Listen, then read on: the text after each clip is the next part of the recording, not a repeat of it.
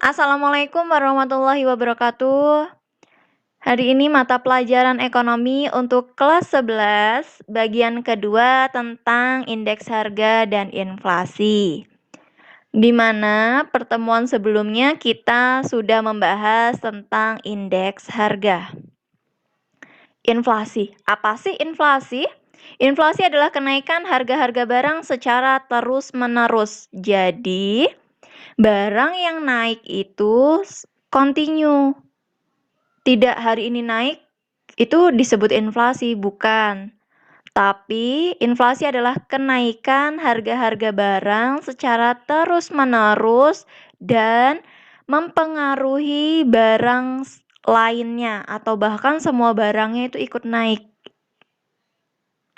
Jadi kalau misalnya satu barang naik, apa itu disebut inflasi? Bukan. Berdasarkan tingkat keparahannya, inflasi ada 4 di sini. Pertama, ringan, kurang dari 10%, sedang 10 sampai dengan 30%, berat 30 sampai dengan 100%, hiperinflasi lebih dari 100% per tahun. Yang mana ini nanti akan ditampilkan pada slide bagian akhir yang akan kita bahas. Sekarang berdasarkan penyebabnya, demand full inflation, kelebihan permintaan atas barang dan jasa. Contohnya saat menjelang hari raya. Kenapa ini bisa mengakibatkan inflasi? Karena coba difikirkan kalau kita punya barang, terus permintaannya banyak, kira-kira kita akan menjualnya dengan harga rendah atau tinggi? Ingat, ekonomi itu pasti mencari keuntungan. Jadi kita akan menjualnya dengan banyak. Kita pasti akan menjualnya dengan harga tinggi ketika permintaan itu banyak. Kan rugi kalau misalnya kita menjual banyak tapi harganya rendah. Iya kan? Pasti itu yang difikirkan. Nah, makanya kenapa saat menjelang hari raya itu harga-harga barang naik. Itu adalah salah satu inflasi yang disebabkan oleh demand full inflation, yang mana permintaan barang dan jasa meningkat. Ya kan, semua pasti butuh baju, bajunya naik. Butuh telur buat bikin kue, telurnya naik. Dari jasa, Bu, jasanya pesawat terbang, harga tiketnya naik. Bis, harga tiketnya naik. Nah, itu contohnya. Yang selanjutnya, masih yang kedua, cost push inflation, kenaikan biaya produksi dan bahan-bahan baku. Contohnya kenaikan BBM. Jadi kenapa sih ketika harga BBM itu naik, orang-orang pada protes atau bahkan mereka demo? Karena kenaikan BBM itu mempengaruhi semua harga-harga. Contoh, nih, kalau misalnya dari Lampung mau ngirim pisang, mau ke Jakarta, pakai apa? Pasti pakai mobil. Kalau misalnya yang biasanya harga BBM-nya itu 100.000 itu cukup buat ke Jakarta, harga BBM-nya naik. Otomatis pisang tersebut dijualnya naik atau turun? Pasti naik dari harga sebelumnya. Nah, seperti itu. Jadi, BBM itu mempengaruhi semua kenaikan harga-harga. Makanya kenapa sih ketika harga BBM naik terjadi demo itu? Karena harga-harga pasti akan mengalami kenaikan. Terutama bahan baku seperti beras, telur, cabai.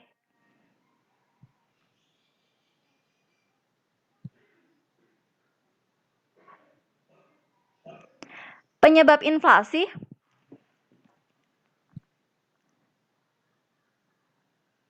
Jumlah uang beredar. Terlalu banyak uang di tangan masyarakat. Jadi gini, coba saat hari raya itu pasti banyak banget orang yang dapat THR. Banyak banget bonus-bonusnya dikeluarkan saat Lebaran.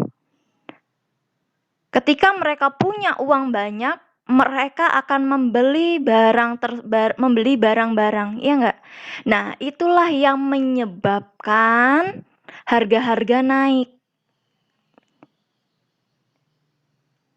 Atau contoh lain, pasti kalian pernah berpikir, kenapa sih negara itu punya hutang dan kita bisa mencetak uang sendiri? Kenapa kita tidak melunasi hutang tersebut dengan mencetak uang? Jika seperti itu, maka kita akan mengalami inflasi yang sangat berat. Kenapa? Karena semakin banyak uang di tangan masyarakat, uang itu nggak berharga. Uang itu harus sama dengan jumlahnya barang. Misal nih, dulu sangu 300 aja udah bisa beli nasi uduk. Sekarang 300 bisa nggak untuk beli nasi uduk? Nggak bisa. Kenapa? Karena uang di tangan masyarakat semakin banyak. Artinya inflasi Indonesia dari tahun 95 sampai sekarang mengalami kenaikan. Contoh lagi, dulu pernah nggak punya pulpen standar harga 1.000? Sekarang bisa beli 1.000? Nggak bisa. Kenapa? Karena nilai uang makin menurun. Uangnya dianggap tidak terlalu berharga karena harga-harga naik. Maaf, karena banyaknya uang yang beredar. Jadi, semakin banyak uang, semakin kita banyak mencetak uang, inflasi akan semakin tinggi. Dan itu akan menyebabkan negara miskin.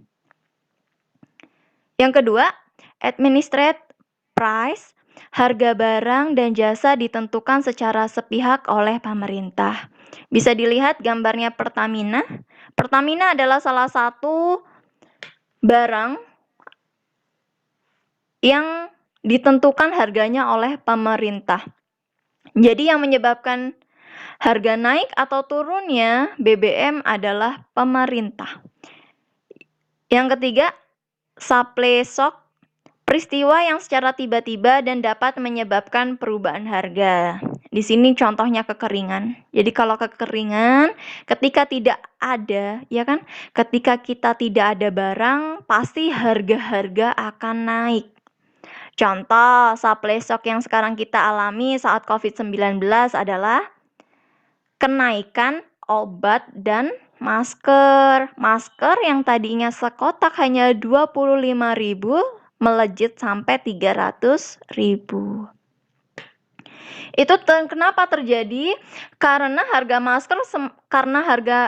karena masker semakin dibutuhkan dan sedikitnya stok terhadap masker.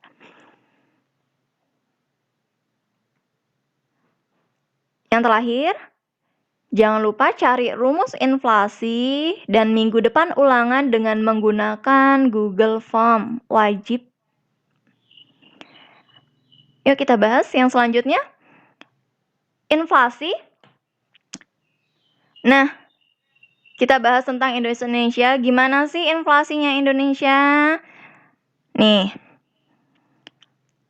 dikutip dari kontan.co.id, BI optimis kalau inflasi pada tahun 2021 akan kembali ke dalam kisaran 2% sampai 4%, setelah inflasi pada tahun 2020 diperkirakan akan lebih kecil dari 2%.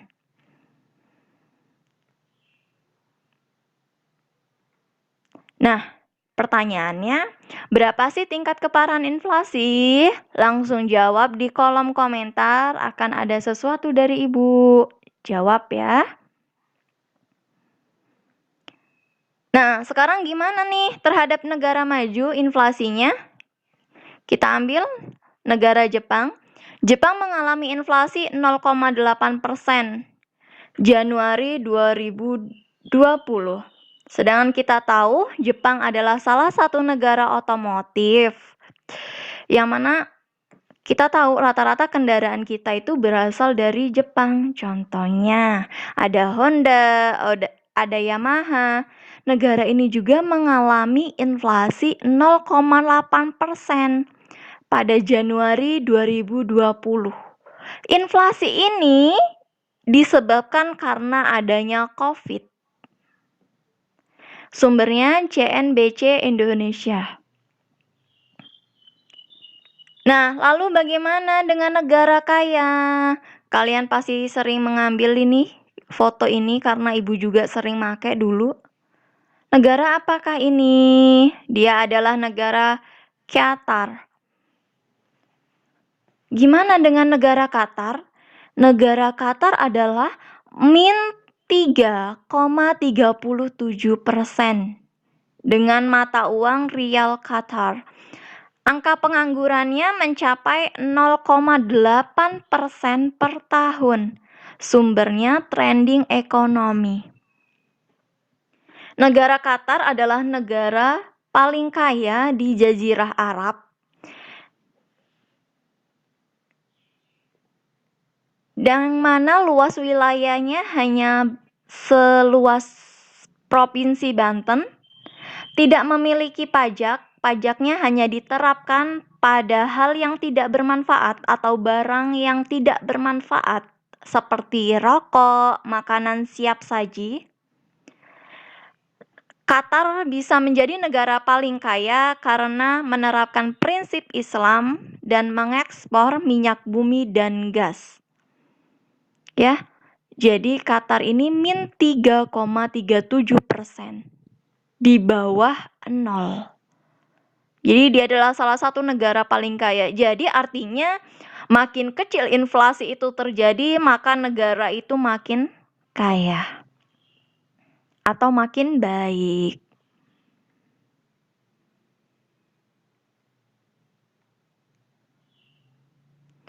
Lalu gimana nih dengan negara miskin?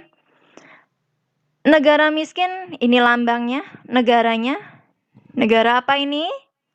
Dia adalah Venezuela.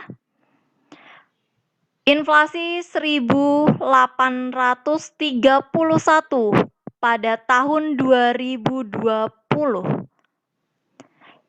Berarti dia mengalami inflasi apa menurut keparahannya?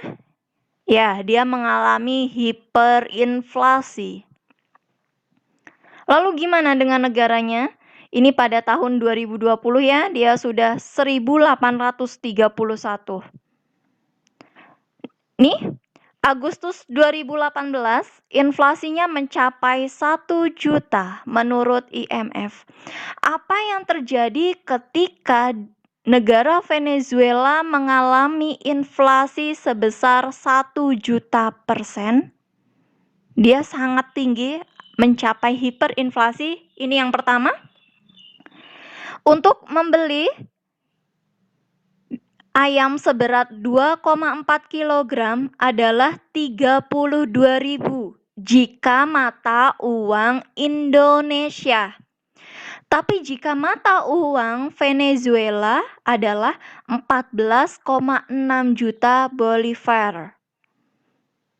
Nah, ini uang yang dibutuhkan untuk membeli 2,4 kg ayam. Lalu di sampingnya ada tomat. Harga sekilo tomat bisa mencapai 5 juta bolivar. Jika dirupiahkan hanya 11.000. Termasuk mahal ya, karena tomat itu yang nggak tahu Ibu juga sebenarnya. Tapi di sini termasuk mahal karena dia mahal banget nih. Kalau mau beli separuh dari yang di sebelah sini, Tuh, ini untuk membeli tomat di sana membutuhkan 5 juta Bolivar. Yang selanjutnya, ini tahun 2018 ya, karena 2020 inflasinya sudah turun hanya 1.800.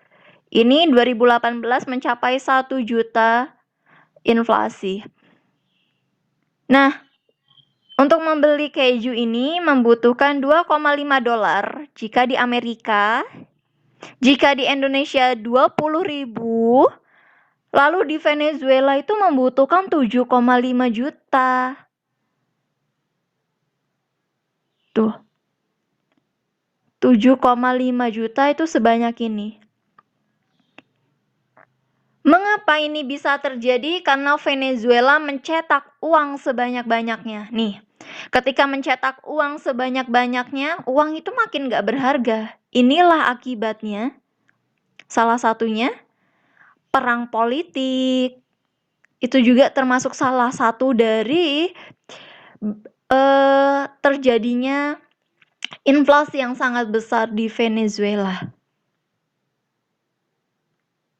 Terima kasih. Hanya itu yang bisa Ibu sampaikan. Thanks for watching my video. Take care of your health wherever you are. Jaga kesehatan dimanapun kalian berada. Ibu akhiri, wassalamualaikum warahmatullahi wabarakatuh.